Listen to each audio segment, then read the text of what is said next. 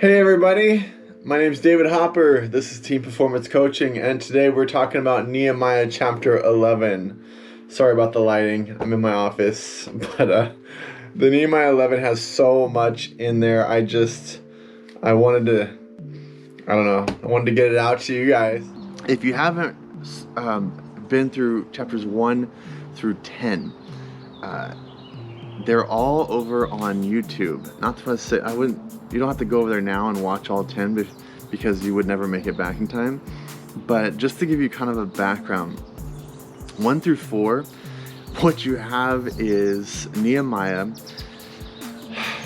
Someone comes to him, and I'm just going to kind of do this as fast as possible. Someone comes to him and says, we need your help.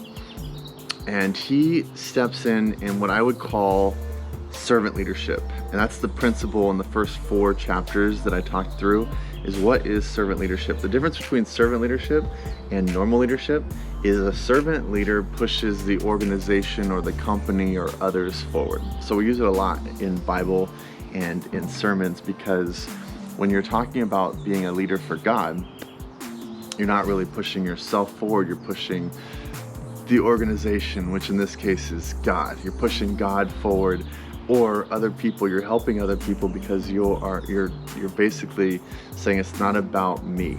And so Nehemiah is this leader who it's not about him. He all through the first, and they're going to do it again in this chapter too, there's so many names listed. And I find that fascinating that the Bible, there's so many names written of like people groups and direct people. Does not seem, the reason that's interesting is we don't know who these people are. We just know they helped with the wall, and they're in the Bible, this book about principles that are absolutely life-changing for us. And Nehemiah is full of people's names. So it would be like, okay, I'm gonna write a book, and I'm gonna I can't give a good example on this, but I'm gonna basically do a book that tells people how to live, and I'm gonna put all my buddies' names in it that they don't care about, or they will never know because it's gonna be years later. I'm gonna put all my buddies' names in it just as people who help me out. I guess that's possible, but again, the Bible is just so cool because this wasn't written in that thought process. It was real stories, real situations, and they're documenting all the people that helped along the way. And Nehemiah is documenting all the people that were involved in rebuilding this wall. Point being, servant leadership, you just see him push forward the point of what they're doing, which is really not about wall building, it's about people building. And you see that over and over again because the real point is how the nation, is coming back out of captivity. So then 4, 5, and 6 of Nehemiah is where you get to see, I called it emotional intelligence. And the leadership principle out of those chapters is as he's being attacked. So 4 and 6, it's like an outside attack. All the people around don't like the idea of the wall being rebuilt. But in chapter 5, it's an inward attack. It's its own, 4, 5, 5. The inward attack, where his own people are coming in and basically attacking Nehemiah. And you just see his emotional intelligence. He continues to pray and go back to God and say, this is why we're doing this, and rebuilding the nation at the same time as the wall, in the midst of the attack, not lashing out, but staying focused on the overall goal. By chapter 6, at the very end, the wall's done. And there's 13 chapters in Nehemiah. This is why it's not a wall building book of the Bible. That's the first 6 chapters, and then there's a bunch more chapters. Why? Because it's about people building, not wall building. So in chapter 7, you see all of the people remind themselves of what happened in the first place, why they went into captivity, how all the prophets had come and warned them, and they didn't listen. And their forefathers, because it's 100 years later, their forefathers didn't listen, and that's why they went into captivity, and they're never going to do it again. They do it again, but at this point they're saying, we're never going to do it again. In chapter 8, they're writing vows and saying, we're never going to do it again, this is why. In chapter 9, again, they are like crying out to God, we're not going to do it again, and this is the way we're going to focus on you going forward. And then chapter 10, they write down all these actions they're going to do. It's like the Sabbath day. They're not going to marry anyone outside of their people. They talk about offering and like 15 different ways they're going to give offering. And so you just see them make all these action changes. Now we know, because there's a bunch more of the Bible after Nehemiah, they don't actually stick to that and they make mistakes again. But at this point, I mean, aren't we all that way, right? We make those those bold proclamations forward, and then we mess up, and then we come back and forth. So Israelite kind of shows us basically what we do all the time as well. But that's chapter 10. So that gets us to chapter 11. Too, if you're reading along, this is chapter 11, Nehemiah. Says, now the leaders of the people lived in Jerusalem, and the rest of the people cast lots to bring out 1 out of 10 to live in Jerusalem, the holy city, while 9 out of 10 remained in the other towns. And the people blessed all the men willingly offered to live in Jerusalem. This is kind of like a draft, but it's a volunteer draft of who's going to live in Jerusalem. So they've rebuilt the city, they rebuilt the temple, they rebuilt the wall, but there's still enemies all around them. So it's kind of one of those things where, yeah, I want to go live there, but I'll be surrounded by enemies constantly. So it wasn't the, I don't know, it wasn't like something that people were jumping to do, but at the same time, you see them go from city to city to city, saying who's going to move forward and go and live in this new city that we created, even though they're going to have to stand guard. You see at one point that they don't even open the gates to the city until the sun is at its highest point. That's how they say it. And when it's, good morning, Miyuki, when it's at its highest point, they then will open the gates, but there's still guards out front. Just kind of tells you the situation of where they're living. Not that it's much better today. I think they still have a wall around them, right? Anyway, so they have this draft, volunteer draft, and all of the people, now it goes on for verse after verse after verse of names and how many people volunteered to go back to the city at that point, which is a lot. And so there's a few names in here that are interesting. So the one of them in here that we see right away is, I have the notes over here, 468 went from Perez. Now, why is Perez fascinating? Perez was one of the sons of Judah. He's a patriarch, father of one of the 12 tribes, the original tribes, and it's the ultimate line of where Jesus comes from. So 468 from Perez. But if you go back to Genesis chapter 38 and you think about Perez, now here's what's so crazy about this story. It's this weird story where this woman's having, this is Genesis chapter 38. She's birthing 2 twins. And the twins, one of them like sticks their arm out first, and so they tie a ribbon around the wrist. This is just the weirdest story. It's the weirdest story. So they stick this ribbon around, and then the boy pulls his arm back, and the other baby comes out. But they're saying because the arm was there, that was the firstborn. This is how the story of Perez begins. It's this really odd story. Why do I go into all this history of Perez? I mean, it seems all it's saying is that these volunteers are pulled from Perez, but yet they call him a hero. And I want to really stress something. These volunteers who God calls is not the way we call volunteers. You want to look through scripture and just see all the people that God uses, you're going to see this interesting group of misfits. And I don't mean that as negative as it sounds, but it's just a very eclectic group. And what we see God do physically in the nation of Israel, he's doing spiritually with us. And when there's probably times that we feel like we're a misfit or an eclectic sort of volunteer. We're not worthy. We're not ready. We're not even sure how God wants to use us. And yet that's exactly who God chooses over and over throughout the Bible. Where do we need to step up and volunteer? Stop these feelings of unworthiness and just begin to say, God, use me. And if you lead a team, this is important, look deeper than what this world looks for in a leader.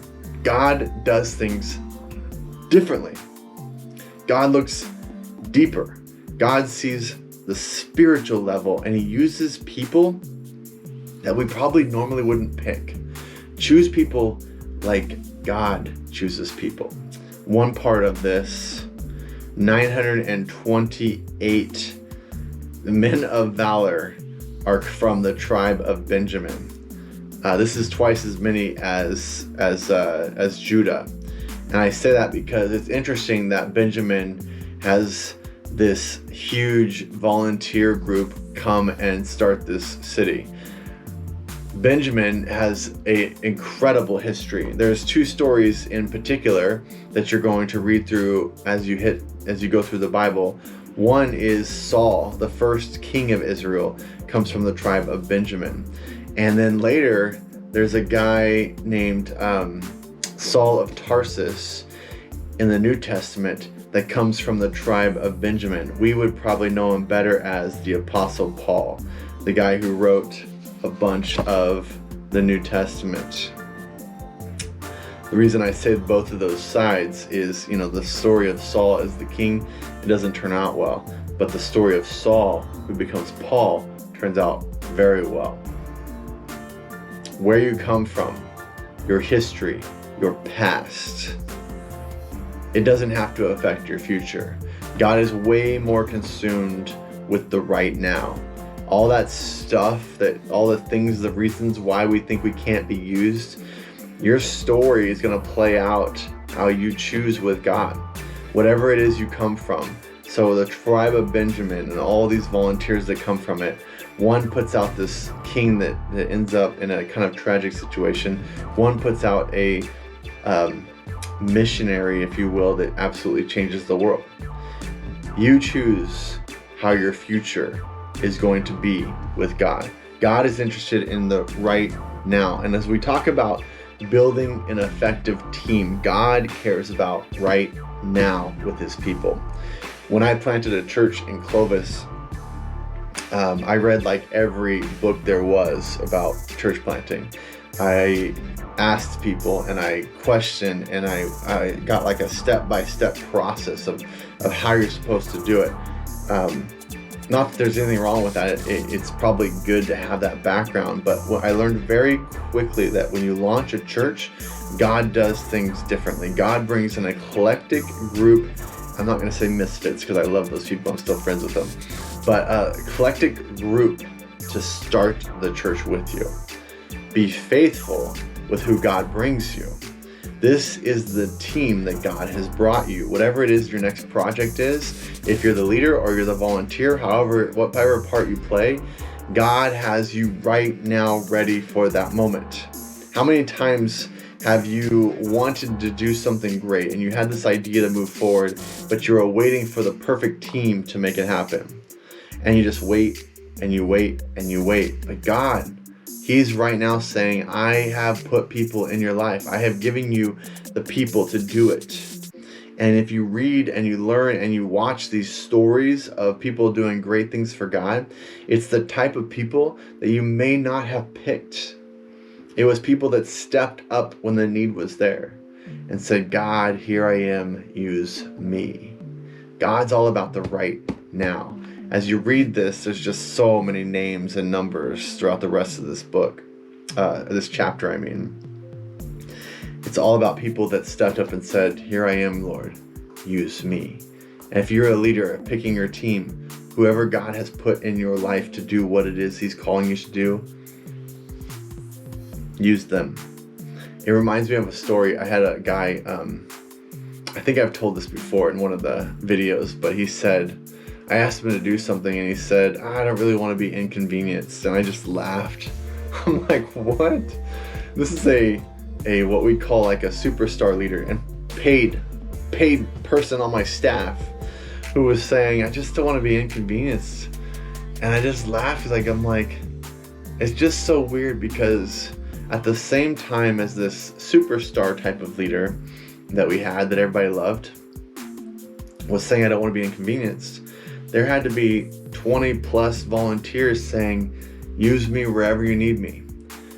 We just have to be careful. We have to be careful trying to pick those superstar leaders when God puts the eclectic person we might not pick in our life, in our ministry, in whatever you're trying to do right now, and says, use that person. They're uniquely built. You don't know it yet, but they're uniquely built for what is ahead. So just be thinking about that, who God uses as volunteers. Over what you see through the book of Nehemiah is names, names, just over and over, because God cares about people. Even more than that, he cares about people uniquely. And this comes up several times in that he's calling people in their specific giftings, how they are unique in God. We have a world that values production, like factories putting out the same car or the same widget. Whatever they're building, they build millions of them. And then we value that because that's the way you make money, and you're able to put out a lot. And these great organizations, these massive companies, build 25 billion computers that look exactly the same and work great. That is not how God works. And this is the difference between building companies and building churches or Christians or missions or organizations that do things for God. God builds people like an artist does. An artist paints a painting, and that's the one-of-a-kind painting. That's why it's worth billions of dollars by itself as one painting, because the artist made one. Jesus makes one of us. We are unique. We are worth so much more because we are the only one.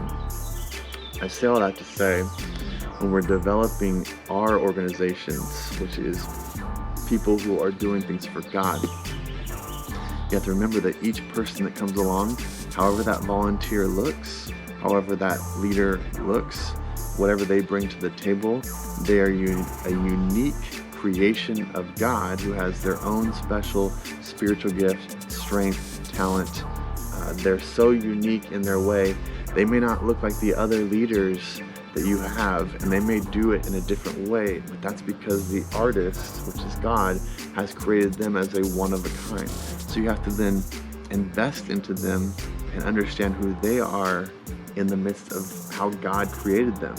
And you put them into whatever you're moving forward in their unique abilities to move that forward. It's a different way to build teams. God cares about people. Names are listed. He doesn't list off just what's being done. He lists off who did it, what they did, and how they did it in their unique way. So let's build teams the same way that God builds teams. And remember, we're seeing physically with Israel what is spiritually going on with us. God is putting all the right preparation spiritually in us like he is physically in this city. He's spiritually preparing you for whatever is next in your life. You may not even like it. You may be being prepared in a way that you're like, this is too hard. Maybe there's something kind of big coming as you move forward. As we get to the end of Nehemiah chapter 11, there's 1,192 leaders called to help the church. This is from the tribe of Levites. And so this one's so funny to me because check out how they rebuild the church, the Levite group. This would be like the pastors, if you will, of this new nation going forward. 822 of them are supposed to take care of the temple. So these are the ones that do the services, the sacrifices, the offerings, the rituals. That's one part of this group that's called from the Levites. 242 of them are set aside for heads of families. These would be like counselors. So 242 of them are called to be the counselors to this new nation going forward. 128 of them are called to be warriors. This would be like chaplains, military chaplains that go out to war with this new people group and literally are there for the warriors. They fight along with the warriors, but they're there specifically on a spiritual level to help the warriors move forward. So they have military chaplains that start up with this new nation. That's so cool to me. And then 284 of them are musicians. They call musicians with this new group the worship leaders. They have worshipers called in this new group. Something really interesting all through Nehemiah is how many times they stop for musicians to take place, which would be like praise and worship. They stop to praise God and have a time of worship while they're rebuilding the wall, while the enemy's attacking, and while the enemy's attacking, they're like, let's just take a moment and have the musicians step forward, and they have times of praise. God shows us over and over people, prophets, missionaries, servants who, whether it's a good time or a bad time, and there's lots of bad times throughout the Bible, they still lift up the name of God. You want a team around you, no matter what you're doing. And I know this is supposed to be just a leadership channel about leadership in all sectors of life, and obviously, as we studied the Bible in this section, it's very biblical based. But even if you're not, even if it's a secular world, do you have positive people that can give praise, that can continue to have the right focus, whether it's a good situation or a bad situation? No matter what they're facing, they still have that positive worship to the right things forward. That is how you build an effective team. Hopefully this is helpful. This channel, Team Performance Coaching, is all about building great leaders. Nehemiah, the whole book talks about leadership. We are only 2 chapters from being done. I feel like we've been in this book forever. But anyway, I'm excited. Chapter 11, it's a lot of names, but there is so much in there that's just popping on how to build a great team around you. Hopefully that's helpful.